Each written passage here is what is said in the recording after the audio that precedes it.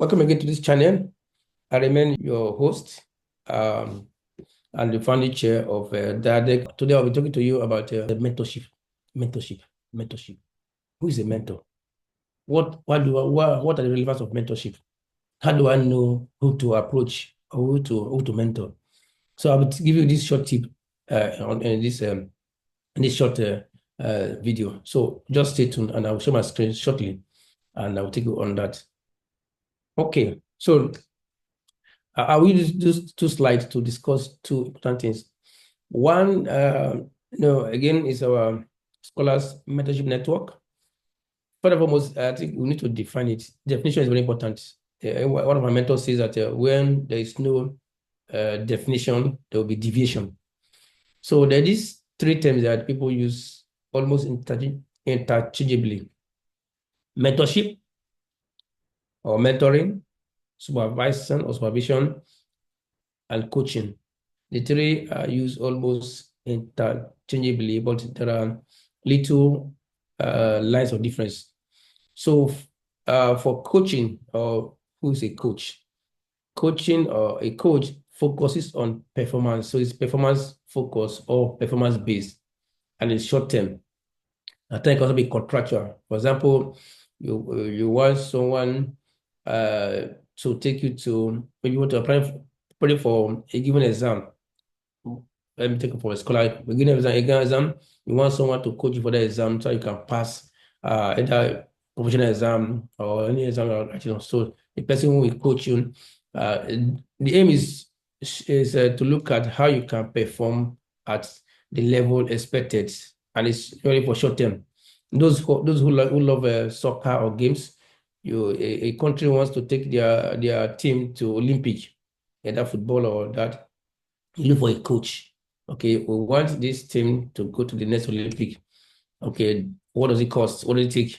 And the coach comes around, recruit his team, and then watch them grow to that Olympic. So his coaching is about his performance focus or performance based, and usually for shorter. So as long as that contract ends, that ends the story. Okay, supervision or supervising is similar to it, but supervision or supervising is more like a authority based. Authority based, we can have the supervisor and the supervisee. Okay, the supervisor guides the supervisee step by step, but with authority. That's the level of authority that needs to be done, and then provide oversight and manage that process. Again, as soon as that process is ended, that could also end that relationship. Okay, that's about supervision. But mentoring and mentorship goes beyond, has one, two elements, but it goes beyond that. So apart from performance, apart from authority as well, oversight, mentorship or mentoring covers, is more like a development base and more encompassing. And it focuses on long-term career guidance. Okay. And why these two could be like contractual or involuntary. Mentorship in most cases is voluntary. So the interests of the mentor or the mentee are important. Okay. I would be taking us shortly now on what are the things to look at for in a mentor, or if you as a mentor. So it's relevant for both mentors or mentees. Okay. What are the things I should do as a mentor, and what are the things I should do as a mentee? But that being said, I want to talk about this others pyramid by the left-hand side. My own is left, but your own is right. So we'll call it impact pyramid. So it's relevant for not only for academic or research, it's relevant in other fields. So whether you are in the banking sector, you are in the medical professional sector, wherever you are. So how do you know where you are or impact, or in terms of impact? It's a thing we started working on since COVID-19, and it's been very helpful. So wherever you are coming from in any sector, you need knowledge. Okay. So even if you are coming at the lowest peak, like I started my career in 2004 as a GA, graduate assistant, which is the list for fresh graduates. So you need to now begin to consume knowledge, what we call the knowledge consumption. We consume knowledge by reading widely, attending seminars, reading widely to get more insight on your area. And then as you do that, you need to get what we call the research or academic or professional or career adaptability. So you are a doctor, which even though you are a consultant or you are a surgeon, which aspect of it do you want to focus on? As a researcher, economist, which aspect you want to focus on? As a mass communicator, which aspect you want to focus on? So from your reading, your interest will be naturally aroused, to come out. That will show you where to adapt, which you call a research, career, professional, or academic adaptability. Now, as you won't stop there, you keep moving on, as you keep on reading more, use yourself, you get to see how you can write. For what you have read, you can be to write either a blog post or content, or if you're in academia, able to publish. In that case, you are not contributing to what we call the knowledge production. You are contributing to knowledge. Okay, if you're in the profession, you write your blog, maybe, or your organization has a blog post or has a journal, you begin to contribute to that, which is called a knowledge production. And then as you are doing that, people now begin to read what you are writing. So begin to enjoy what we call a research, academic, or professional or career visibility. People begin to know your name gradually. So you're gaining visibility. And then you won't stop there because you are moving to the peak of impact.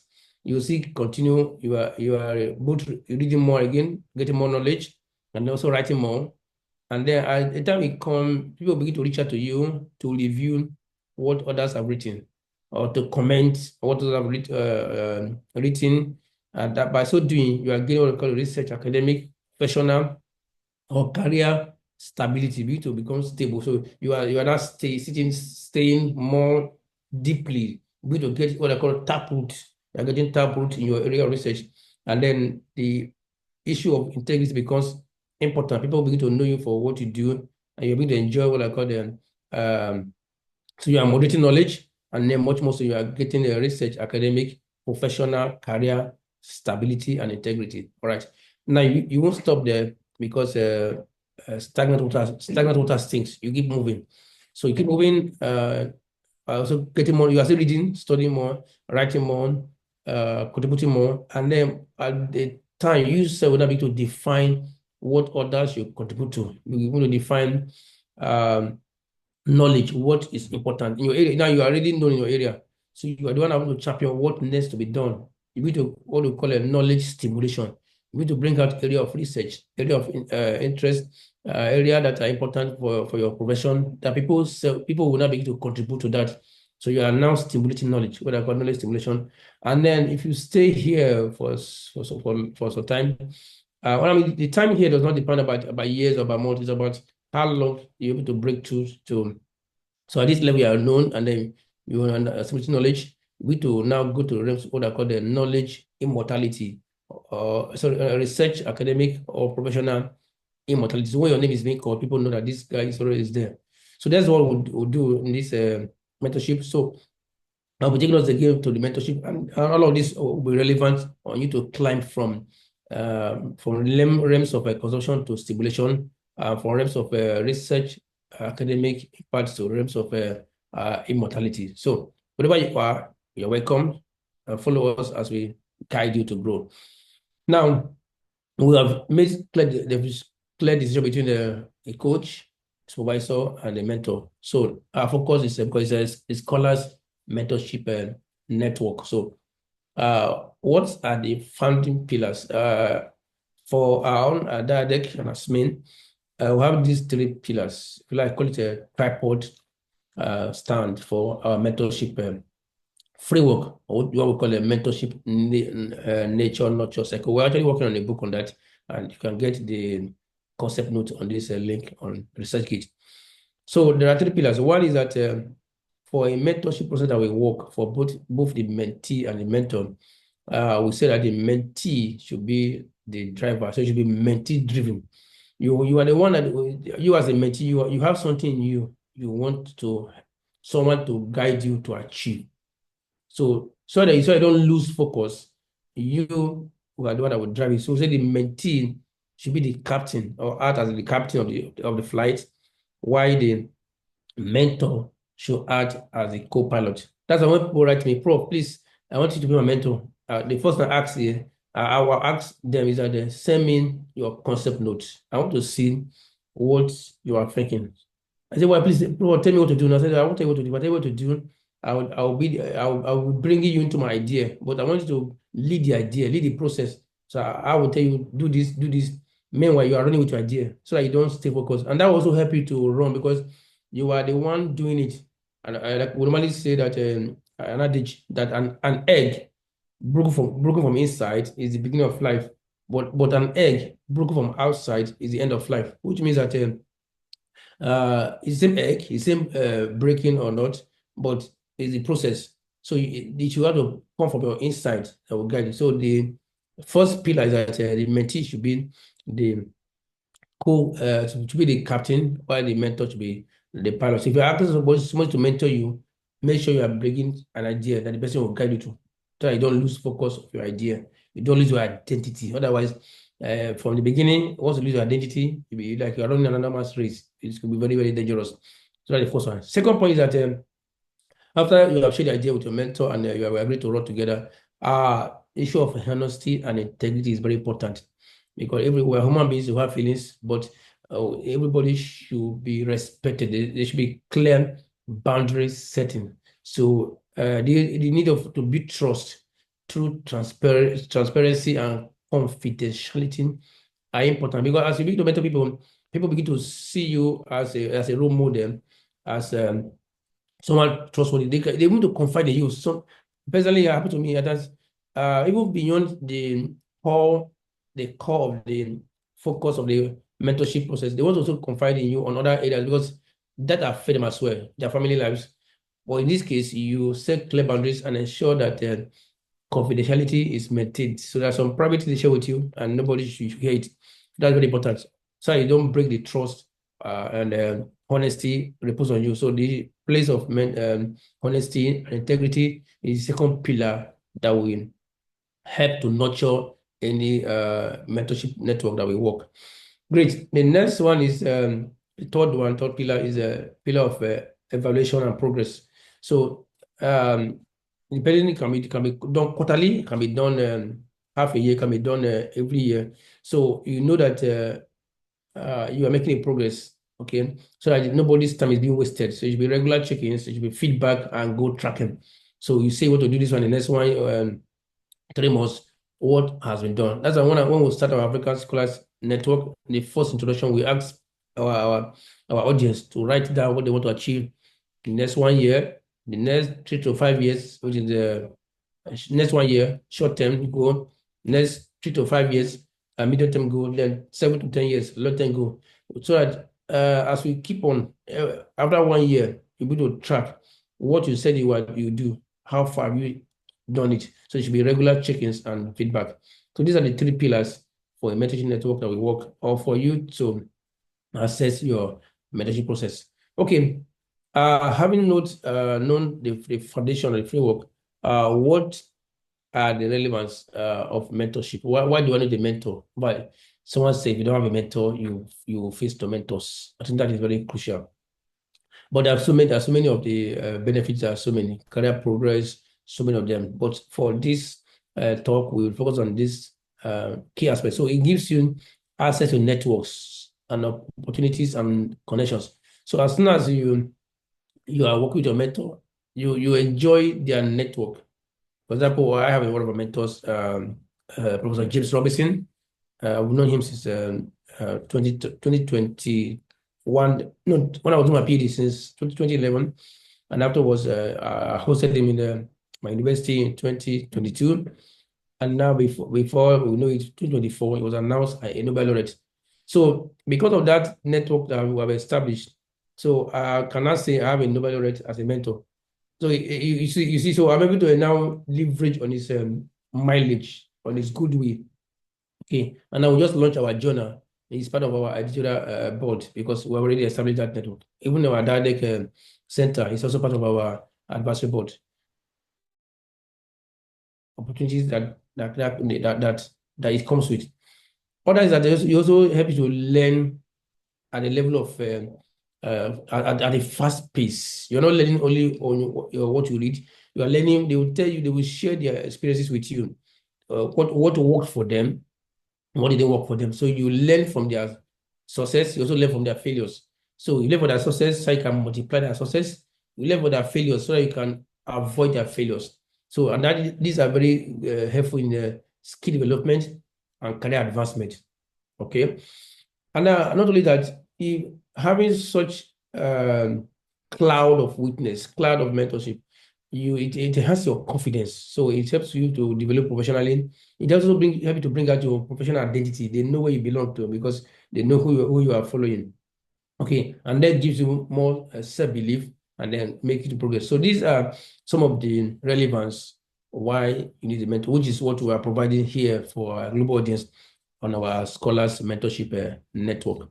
And many more are in, but we'll stop at this one. Okay, for this talk, we end it around how do I choose a mentor? Having seen the relevance of mentorship, having seen the need for mentorship, having seen the benefits, how do I know who is my mentor? This is what I just said earlier. This is Professor James Robinson, with his co-authors Darren Asimoglu and Simeon Johnson, who won the 2024 Nobel laureate in economic science. And we just sent, because he's a part of our advisory board member, we sent him a contact message and he was very happy. By God's grace, we'll be hosting him shortly on one of our programs. Okay, so how do I know who to mentor? And before you do that, you must sort of, first of all, do your self-assessment.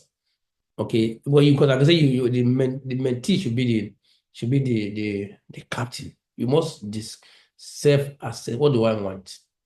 Either as a professional person, a career person, or academia, whatever you're doing. So you should now identify your strengths, identify your area of weaknesses, and identify your career goals. When you have done that, it will naturally come up. Like this is, I can see this is what I want to achieve. So person have achieved it. It will come out naturally. Okay, I want to be a professor, one of the youngest professor in my country, like I am. But who have gone through that route. There are professors, but they kind of when you want to become. Basically, I want to. I've seen academia when I came in. Most academia are so to say are very poor. We're very poor then. But I said I want to be a prosperous academia. I want to be in academia, see be prosperous, see be as well accomplished. So I saw a few persons that have these traits. Of course, I reach out to them. So self-assessment is very important before you can know who to approach or choose as a mentor. Again, like onto it is a goal setting. Set your goals. What do I want to achieve? Okay. As I was growing up, I have this. I think that's at 2008, like 2007. About 3 years in my career, I said, okay, every year I should attend at least 3 professional conferences or workshops or seminars, or one must be outside my country physically. So I set that goal, and it's a kind of a vision, creation, and development roadmap. Okay, so even if so whenever a year is ending, I ask myself, have the goals been achieved? So goal setting are very important in knowing who to mentor. And then after you have done 1, 2, you can now know who and who have done what you want to do. Well, the simple truth that no matter what you want to do or accomplish, somebody has done it. There's nothing new under the sun. But no matter what you want to go to somewhere, there are people who were born in that place. You want to go anywhere. So it becomes very important to look for who has gone there and then ask questions. So these are we happy to. So align who are those you want to choose and align with your goals. And expertise and value, of course, also value. Value also matters. So when you know that this in my talk recently, I have this I came up with this acronym using the word mentor to define what to watch out for in a mentor, and also a mentor what you should also watch out for that you can be able to contribute to your mentees. So let's say mentor is a mentor. Okay, so let's take M. The M is motivates. So your mentor should be able to motivate you for progress. Motivation is very important. So when you are down your career, down your choice, seeing your mentor, hearing from your mentor, reading from your mentor should spark up such motivation. So mentor should be able to motivate you on the path to progress. Okay. E, leader should, your mentor should is someone that exemplifies what you want to do. You want to do something, you could see that he or she has done it before. So your mentor exemplifies what you want to do. So exemplifies what to be done by examples. You can see it in them. Okay, the next one again is that your mentor or your mentors, as many as they be, should be able to nurture your ideas. Don't forget I say you have an idea, someone that can help you to nurture it, okay? Guide you by telling you what to do, how to do it, and then what step by step to take. So mentors should be able to nurture your ideas or dreams. Then T, target your potential. So mentor is not after where you are now. He's looking at how you can be better. So you're looking at so most of so my mentee at that initially when I started with a mentee, they will say that this prof is too hard. I said, no, you try for this one, but you can get better. You can do it better. I know there's more to you. What you did, for example, my mentors, my mentees, when they write to me, I say, well, thanks so much. This is a good start, but try this, you can do it better. And they know, so why I say, yes, you are doing well. So your mentors target your potential. So most times it look like that they don't appreciate what you have done. No, they are saying that what you have done is okay, but it can be better. So your mentors target your potential to bring out the best in you. Then as you are doing that, they also observe you to grow. So they observe your growth process. And also the growth, okay, well, you have done well, but you take it further. So you are growing before you know it. Your mentors are not they are not reluctant, they are not adverse for you to even become like them or even be better than them. I've seen mentors who have broken my record in a number of areas. I've seen a number of them. I mean, I've seen mentees who have broken my record, and I'm happy that they are doing even far more than like I'm doing. So that in this case, I'm happy because it's like I've multiplied myself in them. There are things I don't have to struggle about. I just tell you, I've done this. When I say prof, and others reach out to me and say, please, I would rather write the person, me so person, because they are not doing better than I'm doing. Okay, I say I provide such a coverage. So your mentors observe your growth process. Then R, your mentor relate with a resolve. They are not hard, but they are resolute. This is to be done, and then should be done. So don't forget also that boundary setting is important to relate with resolve. So in summary, when choose a mentor, choose someone that can motivate you for progress. Someone that can exemplify what to be done. And the N, someone that can nurture your ideas and dreams. T, somebody that can target your potential for expansion and progress. And somebody that can observe your growth process. And E, someone that can relate with yourself. So on that, we'll leave you with this action progress for this talk. So in the chat comments, set out your goals. We'll talk about goal setting. Write your goals the next 1 year.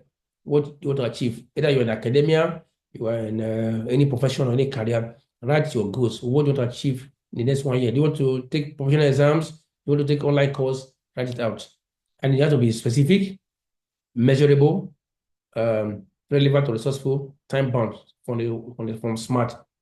And then that should be like short-term goal. Then medium-term goal, the next 3 to 5 years, what do you want to achieve?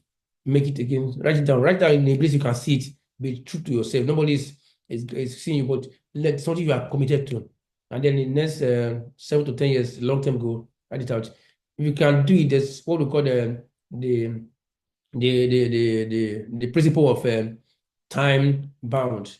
So the principle of long-term time bound, it helps to avoid distraction. So you already know where you're going to, so you know how to measure on your measures and minor your minors, minimize your errors, distractions. So I will stop here for this talk. And then again, if there are other topics you want us to treat, use it on the comment chat, on the comments. I will be glad to do it. Most I will see you again in the next broadcast. Either you see me my face or you see my number of network members who will contribute to this channel. Thanks so much. Don't forget to like, comment, and set up the subscribes and set up the notification button. So when you post other resources, you will get it. Thanks so much, and God bless you.